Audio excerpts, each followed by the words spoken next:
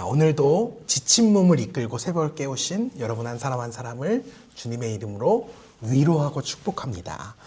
오늘 유독 정말 일어나기 힘드셨죠? 저도 너무 힘들었습니다. 그럼에도 이렇게 승리하신 여러분께 진심 어린 격려의 박수를 드립니다. 잘하셨어요. 너무 칭찬합니다. 비록 우리의 육체는 너무도 고단하지만 우리의 영혼과 정신만은 더욱 또렷한 이 아침이 되리라 확신하면서 오늘도 우리에게 주신 하나님의 말씀을 기쁨과 감사로 받도록 하겠습니다. 오늘은 진정한 믿음 생활을 위하여 4번째 시간입니다. 어떻게 믿을 것인가 라는 제목으로 하나님 말씀을 나누도록 하겠습니다. 요즘 저희 아내가 저희 아이들에게 가장 많이 하는 말이 있다면 생각하고 말해 라는 말일 것입니다. 자기들 딴에는 물론 생각하고 말하는 것일 수도 있겠죠. 하지만 사실 엄마 입장에서는 전혀 아닙니다. 그냥 되는 대로 말하는 거죠. 정말 조금만 더 생각하고 말하면 충분히 그냥 넘어갈 수 있는 일도 늘 아무 생각 없이 말하는 바람에 늘 불려가 혼나는 일이 비일비재합니다. 이처럼 우리가 생각하며 산다라고 하는 것이 우리에게 있어서 대단히 중요한 일입니다. 하나님께서 우리를요 생각하는 존재로 지으셨어요. 그렇기 때문에 우리는 생각하는 크리스천이 되어야 합니다. 우리가 생각하면서 신앙생활을 한다는 것은 우리에게 너무나 중요한 일이에요. 왜냐하면 예수님께서도 우리에게 계속해서 생각하며 신앙생활을 해라 이렇게 거듭 권면하셨기 때문에 그렇습니다. 한번 오늘 본문 말씀을 다시 한번 볼게요. 제가 읽겠습니다. 까마귀를 생각하라. 심지도 아니하고 거두지도 아니하며 골방도 없고 창고도 없을 때 하나님이 기르시나니 너희는 새보다 얼마나 더 귀하냐. 한 절 더. 백합화를 생각하여 보라. 실도 만들지 않고 짜지도 아니하느니라. 그러나 내가 너희에게 말하노니 솔로몬의 모든 영광으로도 입은 것이 이 꽃 하나만큼 훌륭하지 못하였느니라. 아멘. 예수님께서요 우리로 하여금 계속해서 생각해 보아라. 생각해 보아라. 이렇게 거듭 권면하세요. 하늘에 나는 새를 깊이 생각해 보라는 거예요. 들에 핀 꽃을 유심히 생각해 보라는 겁니다. 우리가 그것들을 바라볼 때 어떤 생각이 들어요? 한낱 새와 꽃도 하나님이 이렇게 완벽하게 입히시거늘 이렇게 책임지시고 기르시거늘 하물며 하나님의 자녀된 나 역시도 하나님께서 반드시 책임져 주시지 않겠는가 이런 생각이 들 수밖에 없다는 겁니다. 여러분 우리가 한 번만이라도 깊이 생각해 보면 충분히 알 수 있는 진리입니다. 이처럼 우리가 하나님의 은혜를 생각하며 살면 그때 우리에게 하나님에 대한 이 무한한 신뢰와 확신이 생겨날 수 있다는 거예요.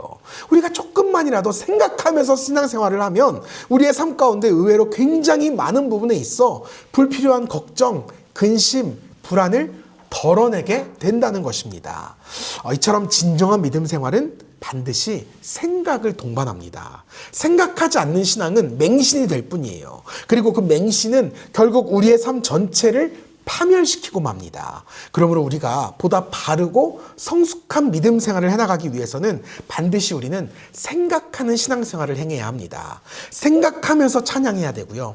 생각하면서 기도해야 하고요. 생각하면서 말씀을 듣고 묵상해야 합니다. 또한 생각하면서 봉사해야 하고 생각하면서 교제해야 합니다. 그래야 우리의 신앙이 더욱 굳건하게 세워져 간다는 겁니다. 그렇다면 우리는 무엇을 생각해야 할까요? 믿음을 생각해야 합니다. 믿음이란 무엇인가 이것을 생각해야 된다는 거예요. 나아가 어떻게 사는 것이 진짜 진정한 믿음 생활인가 이것을 계속해서 생각해야 한다는 것입니다. 여러분 과연 믿음이란 무엇일까요? 우리가 어떻게 살아갈 때 우리는 진정한 믿음 생활을 누리며 살아갈 수 있는 것일까요? 지금부터 함께 이 질문에 대한 답을 찾아가 보려고 합니다. 첫 번째, 믿음은 순종입니다. 내가 믿음의 사람이 된다고 하는 것은 곧 순종의 사람이 된다는 말과도 바꿔 말할 수 있을 것 같아요. 그렇다면 무엇에 대한 순종인가? 먼저는 하나님의 말씀에 대한 순종입니다. 이지철 목사님께서요 하나님의 말씀을 가리켜서 인생 사용 설명서다 이렇게 정의를 내렸습니다. 세상의 모든 제품 속에는 다 사용 설명서가 있습니다. 우리가 그 제품에 대해서 알기 위해서는 반드시 이 사용 설명서를 보아야 합니다. 그 이유가 뭐겠어요? 사용 설명서는 세상에서 그 제품을 제일 잘하는 사람, 곧 이 상품을 만든 사람, 설계자가 직접 적어 놓은 것이기 때문에 그렇습니다. 설계자가 기록해 두었기 때문에 우리는 그대로 신뢰하며 행하는 것입니다. 마찬가지로 나를 창조하시는 분이 누구실까요? 하나님 아버지이세요. 그렇다는 것은 나에 대해 가장 잘 아시는 분도 하나님 아버지시라는 것입니다. 그리고 내가 가장 행복하게 살아갈 수 있는 방법을 기록해 두신 것이 바로 성경입니다. 이런 의미에서 하나님의 말씀은 나라는 사람의 인생에 대한 사용 설명서, 곧 인생 사용 설명서인 것입니다. 믿음이란 바로 이 인생 사용 설명서인 성경을 신뢰하면서 그 말씀대로 순종하며 살아가는 것을 의미합니다. 내 삶의 자리에서 성경에 있는 모든 말씀과 모든 명령에 전폭적으로 순종하며 살아가는 삶, 이것이 바로 진정한 믿음 생활이라는 거예요. 여러분은 오늘 어떤 삶을 살아가고 계십니까? 우리 인생에 있어서 크고 작은 일들을 결정할 때 여러분은 어떤 방법을 취하십니까? 하나님의 말씀을 찾아보고 읽고 묵상하면서 그에 따라 결정하고 계십니까? 아니면 그저 세상의 지혜, 세상의 방법, 세상의 조언을 따라 그렇게 살아가고 결정하고 계십니까? 여러분, 세상에는 정말 많은 지혜의 말들이 있습니다. 그러나 정말 중요한 사실은요, 그 숱한 지혜의 말들이 정작 내 인생의 가장 결정적인 순간에는 나를 도와주지 못한다는 거예요. 왜냐하면 아무리 지혜로운 말이라 할지라도 내 상황, 내 형편, 내 처지에 맞지 않으면 무용지물이 되기 때문에 그렇습니다. 하지만 여러분, 내가 어떤 형편에 있는다 할지라도, 어떤 처지에 있는다 할지라도 나를 향하신 하나님의 말씀은 가장 완벽한 말씀으로 늘 찾아옵니다. 어떻게 하셨는지 정말 지금 이 상황에게 나에게 꼭 맞는 말씀으로 나에게 지혜를 주신다는 거예요. 우리를 진정으로 책임져 줄 수 있는 말은 영원하신 하나님의 말씀밖에는 없다는 것입니다. 우리 교회가 이전을 앞두고 있을 때 제 주변에 참 많은 사람들이 저에게 정말 지혜로운 조언들을 많이 아낌없이 해주셨습니다. 듣다 보면은 참 좋은 말들, 현숙한 말들이긴 한데 중요한 것은 그 어떤 말도 우리 현실에 이렇게 온전히 적용할 수 있는 말들이 없더라는 거예요. 그 누구도 우리 교회 현 상황을 완전히 이해하는 사람은 없기 때문에 그렇습니다.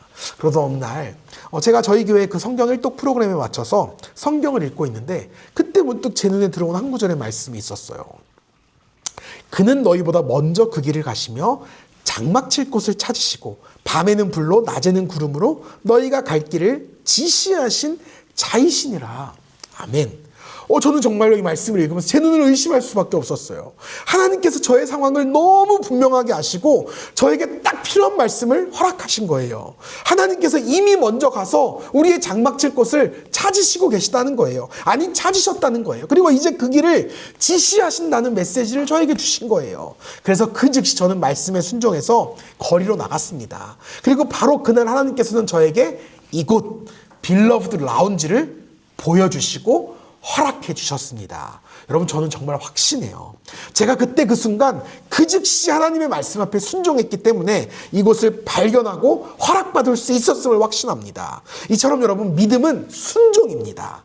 하나님의 말씀을 믿기 때문에 우리는 하나님의 말씀 앞에 순종할 수 있는 것입니다. 이것이 바로 우리의 진정하고 올바른 믿음 생활이라는 거예요. 그런가 하면 우리에게 필요한 두 번째 순종은요, 말씀에 대한 순종과 더불어 나에게 주어진 상황에 대한 순종입니다. 내가 지금 어떤 상황에 처해 있든지 이것은 하나님께서 나에게 허락하신 상황이라는 사실을 내가 믿음으로 고백하는 거예요. 벌써 한 10년 가까이 된 이야기이긴 한데요. 제가 이제 저희 가족들과 제주도로 휴가를 갔습니다. 그런데 느닷없이 막 폭설이 내린 거예요. 막 뉴스에 하얀 감옥이다 막 이렇게 표현을 할 정도로 너무 눈이 많이 와서 항공길이 다 막혀버린 거예요. 근데 문제는요, 내일이 주일이었다는 거예요. 당시 제가 이제 군교회에서 목회를 할 때인데 우리 교회 목사가 나 혼자였거든요. 저 혼자였어요. 근데 목사가 교회를 못 가니 이게 어떻게 되는 거예요. 하루 종일 막 발을 동동 구르면서 어떻게 할 수 있을까 막 고민하고 기도했던 것 같아요. 이제 하염없는 그 기다림 속에서 멍하니 앉아 있는데요. 그때 문득 저에게 이런 생각이 들었어요. 하나님이 왜 지금 나에게 이런 일을 허락하셨을까? 왜 나에게 이런 곤경을 허락하셨을까? 그러다가 문득 궁금해지더라고요. 성경에 나오는 믿음의 사람들은 이러한 이해할 수 없는 현실 앞에서 어떻게 믿음으로 반응했을까? 그래서 그 즉시 저는 성경을 찾아보기 시작했고요. 성경에서 발견한 묵상들을 막 글로 기록하기 시작했습니다. 그렇게 기록한 말씀의 제목이요. 하늘이 무너져야 솟아날 구멍도 있다. 하늘이 무너져야 솟아날 구멍도 있다. 이 묵상들은요, 당시 저희 교회를 은혜롭게 이끌어간 무려 1년짜리 설교 시리즈가 되었습니다. 온 성도들이 이 말씀을 함께 나누면서 얼마나 큰 위로와 감격을 얻었는지 몰라요. 정말 회복의 역사를 경험할 수 있었던 설교 시리즈였습니다. 그때 제가 배웠던 진리 한 가지가 있어요.